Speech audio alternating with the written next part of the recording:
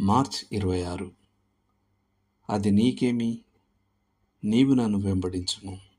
యోహాను 21:22. ప్రభువైన యేసు పేతురుతో, నీవు వృద్ధాప్యం వరకు జీవించి ఆ తర్వాత హతసాక్షిగా మరణిస్తావని చెప్పాడు. పేతురు వెంటనే యోహాను వైపు చూసి, యోహానుకు ఏమైనా ప్రాధాన్యత లభిస్తుందేమోనని అతని గూర్చి అడిగాడు. అందుకు ప్రభు జవాబు, అది నీకేమి, నీవు నన్ను వెంబడించుము. పేతురు వైఖరి మనకు డాగ్ హ్యామర్షోల్డ్ మాటలను గుర్తు చేస్తుంది. ఇతరులు ఇంకా తమ జీవితాన్ని జీవించడానికి దేవుడు అనుమతించాడనే అసహనం చెప్పనలవి కాని నిద్రాణమైన స్థాయిలో ఉన్నప్పటికీ అది మరణ వేదనలాగా వ్యక్తీకరించబడుతూనే ఉంటుంది.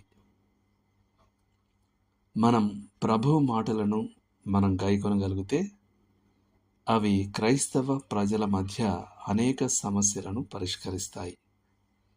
ఇతరులు మనకంటే ఎక్కువగా వర్ధిల్లడం చూసినప్పుడు అసహనం చెందడం చాలా సులభం.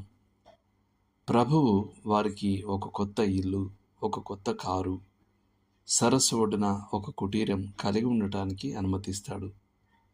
మనం తక్కువ భక్తిపరుడుగా భావించే ఇతరులు మంచి ఆరోగ్యాన్ని కలిగి ఉండగా మనం 2 లేదా 3 దీర్ఘకాలిక వ్యాధులతో పోరాడుతుంటాం. మన పిల్లలు సాధారణమైన రకం, కానీ మన పొరుగు కుటుంబానికి చెందిన పిల్లలు క్రీడల్లో మరియు విద్యలో రాణించేవారు. చేయడానికి మనకు స్వేచ్ఛ లేని పనులను ఇతర విశ్వాసులు చేయడం మనం చూస్తాం. ఆ పనులు పాపభరితమైనవి కాకపోయినా వారి స్వేచ్ఛ పట్ల మనం అసహనం చెందుతాం. విచారకరమైన విషయం ఏమిటంటే, క్రైస్తవ సేవకుల మధ్య కొంత వృత్తిపరమైన అసూయ ఉంది. ఒక ప్రసంగికుడు మరొకరు ఎక్కువ ప్రజాదరణ పొందారని, ఎక్కువ స్నేహితులను కలిగి ఉన్నారని, ప్రజల ఘనత పొందుతున్నాడని నొచ్చుకుంటారు.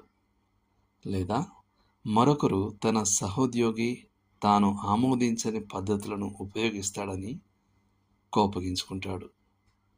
ఈ అయోగ్యమైన వైఖరులన్నిటికీ ప్రభువు మాటలు అద్భుతమైన బలాన్ని ఇస్తాయి. అది నీకేమి, నీవు నన్ను వెంబడించుము. ప్రభువు ఇతర క్రైస్తవులతో ఎలా వ్యవహరిస్తారనేది నిజంగా మనకు అనవసరం.